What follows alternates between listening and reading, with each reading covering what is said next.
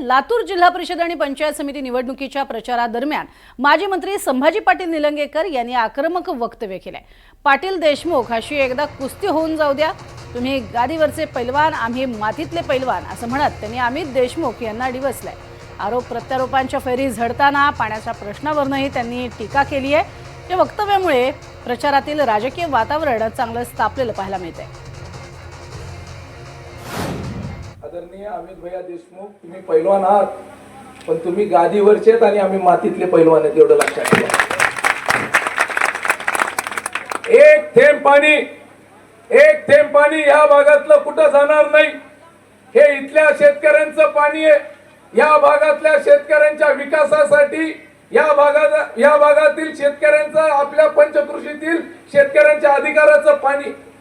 आम्ही पाण्याचं राजकारण करत नाही, पण तुमच्याकडे पाणी असताना, शेजारी पाणी असताना, धनेगावला पाणी असताना तिथलं पाणी तुम्ही उचलत नाही आणि घरनेऊन पाणी घेऊन जायचं ही भाषा करतात।